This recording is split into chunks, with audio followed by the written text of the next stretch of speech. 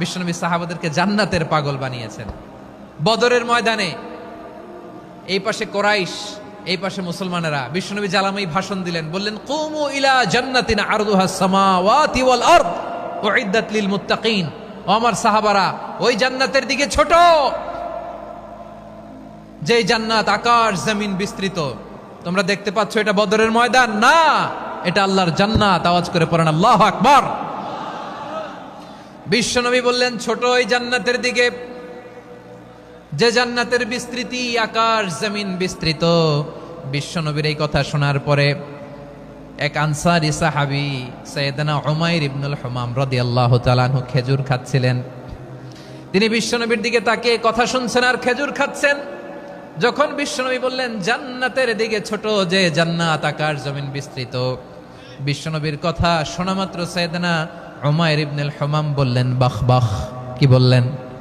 বাহ বাহ, মানে চমৎকার, মাশাআল্লাহ, চমৎকার।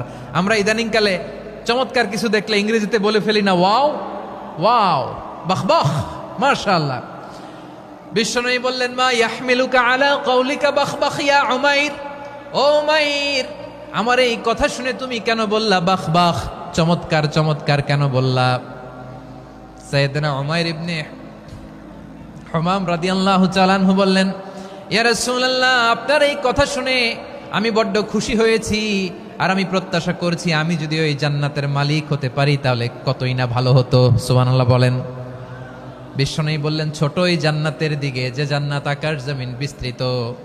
আপনার এই চমৎকার মুখনিসৃত কথা শুনে আমার হৃদয়ের মধ্যে জান্নাতি হওয়ার বাসনা জেগে উঠলো, এজন্য বলেছি বাহ বাহ, আমি যদি ওই জান্নাতে যেতে পারতাম কতই না ভালো হতো। উমাইরের কথা শুনে বিশ্বনবী বললেন ঠিক আছে উমাইর, জান্নাতে ঢোকার জন্যই, জান্নাতের অধিবাসী হওয়ার জন্য যেহেতু তোমার এত আকাঙ্ক্ষা, আমি বলে দিলাম আনতা মিন আহলিহা, তুমি আল্লাহর ওই জান্নাতের অধিবাসী হবা। যাও উমাইর, তুমি ওই জান্নাতের অধিবাসী, ওই জান্নাতে তুমি ঢুকবা, তুমি জান্নাতি। তার মানে সহজ কথায় তুমি জান্নাতি। সুবহানাল্লাহ বলেন। যখনই বিশ্বনবী বললেন জান্নাতি, সাইয়েদনা উমাইর রাদিয়াল্লাহু তাআলা আনহু খেজুর খাচ্ছিলেন আর মনে মনে ভাবে বিশ্বনবী যখন ওয়ারেন্টি দিয়েছে, বিশ্বনবী যখন গ্যারান্টি দিয়েছে আমি জান্নাতে যাব, তাহলে হাতে তো এখনো 3টা খেজুর বাকি। এই 3টা খেজুর যদি খাই তাহলে জান্নাতে ঢুকতে দেরি হয়ে যাবে। সুবহানাল্লাহ পড়েন। হাতে কয়টা খেজুর?